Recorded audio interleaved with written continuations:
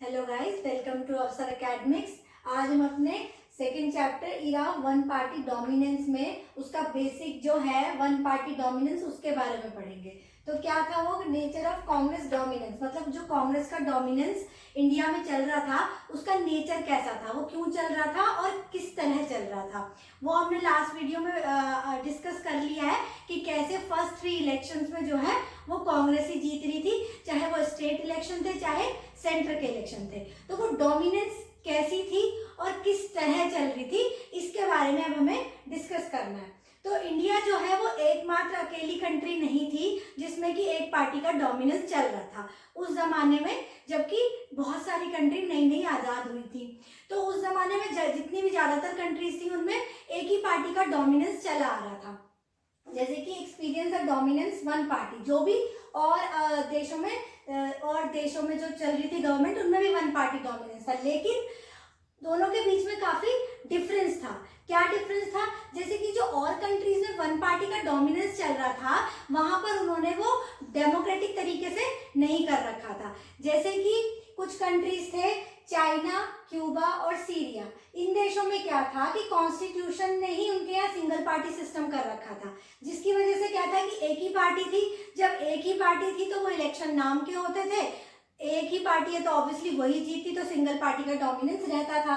तो इसलिए यहाँ पर इन कंट्रीज में जीतती थी। इसके अलावा जो बाकी कंट्रीज कुछ थी जैसे म्यांमार, बेलारूस और इजिप्ट, यहाँ पर क्या था कि इलीगल तरीकों से और मिलिट्री के थ्रू जो है वो वन पार्टी रूल चलता था। मतलब कि जबरदस्ती सरकार पे मिलिट्री का यूज करके, तख्ता पलट करके या इन तरीकों से एक ही पार्टी का शासन चल रहा था। वो दूसरों को उभरने ही नहीं देते थे और डेमोक्रेटिक तरीके से वहां पर इलेक्शन नहीं होते थे, फ्री एंड फेयर नहीं होते थे। जिस पार्टी का रूल आ जाता था वो इस तरीके से इलेक्शन कराती थी कि सारे वोट उन्हीं के हिस्से में आए, और अगर वोट नहीं भी आए तो फिर जब गिनती होती थी उसमें घपला करवा देती थी। तो इस तरह से जो और देशों में वन पार्टी डोमिनेंस चल रहा था और हमारे देश में जो कांग्रेस पार्टी का डोमिनेंस चल रहा था उसमें बहुत ज्यादा डिफरेंस था। जैसे हमारे देश में जो कांग्रेस पार्टी का डोमिनेंस चल रहा था तो हमारे यहाँ जो इलेक्शन होते थे वो बिल्कुल फ्री एंड फेयर थे। मतलब इलेक्शन में किसी तरह का कोई घपला नहीं किया जाता था। बिल्कुल जो इलेक्शन कमीशन था, जो कि एक कॉन्स्टिट्यूशनल बॉडी है, आपने 11th क्लास में पढ़ा है, वो बिल्कुल फ्री एंड फेयर इलेक्शन कराती थी। तब से लेके फर्स्ट इलेक्शन से लेकर आज तक इतने सारे इलेक्शन हुए हैं। आपको पता है कि किस तरह से सारे लीडर्स चूहे बिल्ली की तरह लड़ते हैं, लेकिन आज तक किसी ने भी इलेक्शन कमीशन के ऊपर कोई क्वेश्चन नहीं किया है। इसका मतलब शुरू से लेके आज तक इलेक्शन कमीशन ने अपना काम ठीक से करा है और हमारे यहाँ पर फ्री एंड फेयर इलेक्शन हुए हैं। इवन पहले इलेक्शन में भी, और जब इतना अच्छे तरीके से कांग्रेस जीती थी तो हारने वालों ने भी ये नहीं कहा था कि किसी तरह की कोई प्रॉब्लम हुई है, उन्होंने भी यही कहा था कि इलेक्शन फ्री एंड फेयर है। ओके, तो आपने देखा कि फ्री एंड फेयर इलेक्शंस तो हमारे यहाँ पर होते थे तब से लेके आज तक जितने भी इलेक्शन हुए हैं आज तक किसी ने क्वेश्चन नहीं किया है।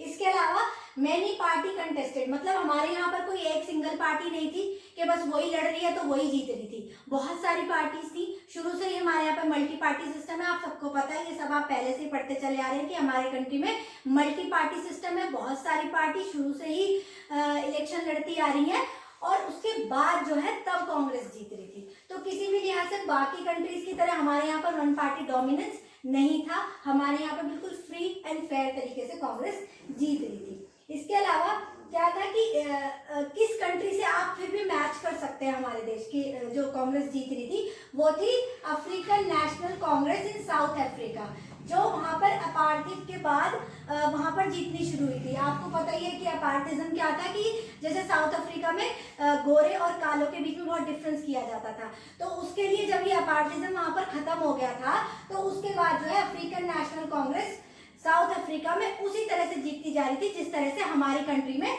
कांग्रेस जीतती जा रही थी। अदरवाइज और किसी भी इन जैसी कंट्रीज में जिनमें सिंगल पार्टी सिस्टम था या जिनमें इलीगल तरीके मेथड्स यूज किए जाते थे, ऐसा कुछ भी इंडिया में नहीं था।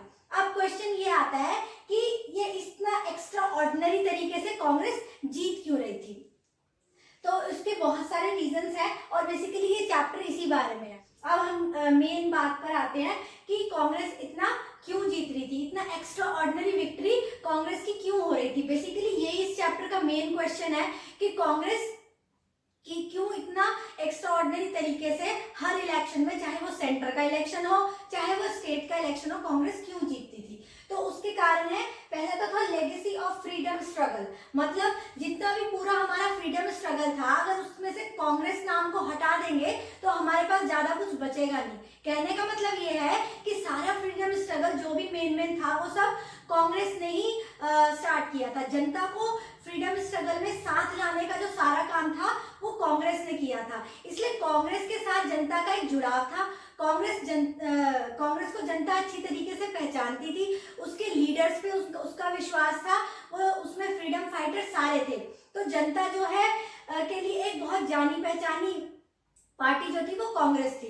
उसके पास एक फ्रीडम फाइट की पूरी लेगेसी थी और जनता इस बात से बहुत खुश थी कि जैसे कि देश को इंडिपेंडेंट कराने में कांग्रेस का एक बहुत बड़ा रोल रहा है। और स्पेशली जितने भी नेशनल मूवमेंट्स चले थे, जैसे जितने भी सिविल डिसोबीडियंट मूवमेंट चले या क्विट इंडिया मूवमेंट चला, वो सारे मूवमेंट जो है वो कांग्रेस ने चलाए थे। तो जनता कांग्रेस के अलावा और किसी के बारे में ज्यादा सोचती भी नहीं थी। तो इसलिए कांग्रेस जो है वो लगातार बहुत बड़ी अंतर से जीतती जा रही थी। इसके अलावा Congress was the first party of all existing parties at that time, मतलब उस जमाने में जितनी भी पार्टीज हुआ करती थी उनमें सबसे पुरानी पार्टी जो है वो कांग्रेस ही थी।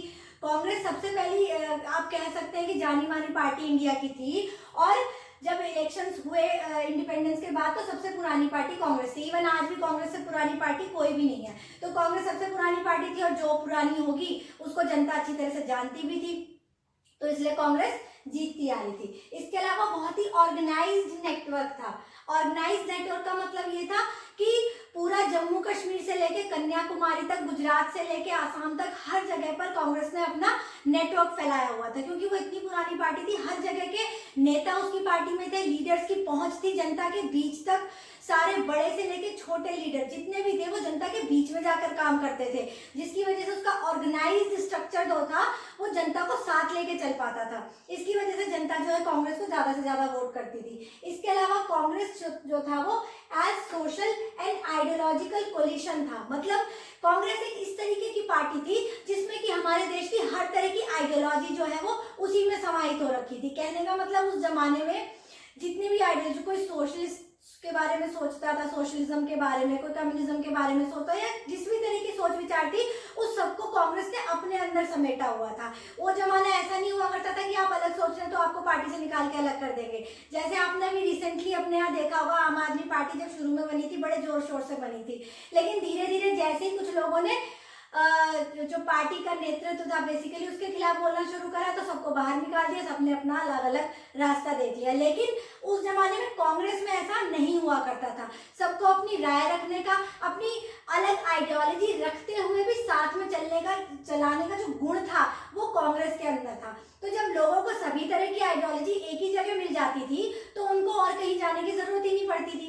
इसके अलावा सोशली भी सारे लोग उसके अंदर थे, हर रिलीजन के, हर कास्ट के, हर सेक्शन के, चाहे वो अपर सेक्शन हो चाहे लोअर सेक्शन हो, हर सेक्शन, हर जो हमारी पूरी डाइवर्स इंडिया थी उसका एक सजा हुआ गुलदस्ता काइंड ऑफ जो था वो कांग्रेस थी। तो इस तरह से जब सब कुछ एक ही जगह पर अवेलेबल होगा तो कोई दूसरी जगह जाने के बारे में सोचता ही नहीं था, इसलिए जो है कांग्रेस लगातार जीतती जा रही थी। अब आपको थोड़ा सा कांग्रेस के हिस्ट्री के बारे में अगर बात करें तो कांग्रेस बनी कब थी, ये 1 मार्क के क्वेश्चन में आ जाएगा कि कांग्रेस जो है 1885 में A.O. ह्यूम ने बनाई थी, जो कि शुरुआत में जब बनाई गई थी तो वो एक प्रेशर ग्रुप के रूप में बनाई गई थी, वो एक पॉलिटिकल पार्टी के रूप में नहीं बनी थी।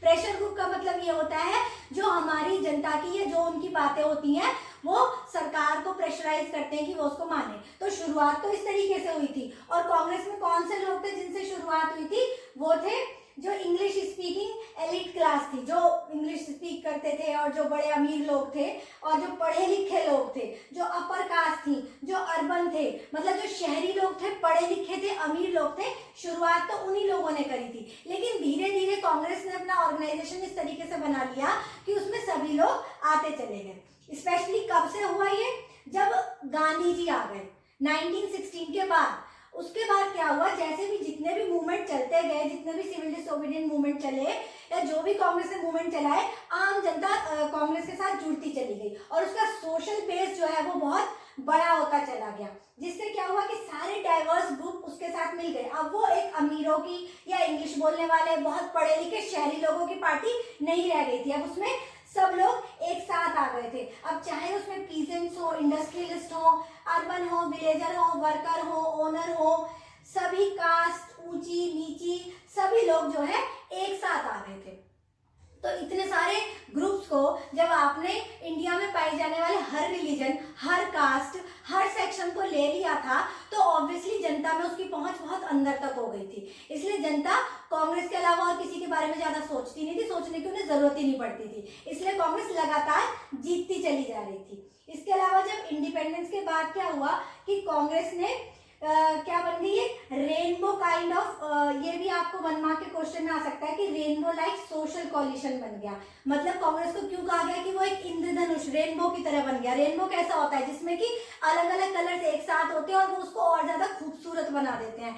ऐसे ही कांग्रेस थी कि उसमें सभी अलग अलग तरह की आइडियोलॉजी एक साथ थी, जो उसको और खूबसूरती बनाती थी और जनता तक उसकी पहुंच को और ज्यादा बढ़ा दिया करती थी। तो इंडिया की डाइवर्सिटी आपको पूरी की पूरी एक ही पार्टी में देखने को मिल जाती थी। इसके अलावा और क्या होता था, मैंने आपको बता दिया कि सारी डाइवर्सिटी तो समेत थी। इसके अलावा जो अलग अलग सोच थी, जैसे कि जो रेवोल्यूशनरी थे या पैसिफिस्ट थे, कंजर्वेटिव, रेडिकल, कहने का मतलब जो गर्म सोचने वाले, नरम सोचने वाले, या उग्र विचारधारा वाले, या सॉफ्ट विचारधारा वाले, चाहे एक्सट्रीमिस्ट थे, चाहे मॉडरेट थे, चाहे राइट और लेफ्ट, मतलब जो पूंजीवादी सोचने वाले या साम्यवादी, कम्युनिस्ट और ये सब सोचने वाले, ये सब लोग जो है एक ही छतरी के नीचे आए हुए थे।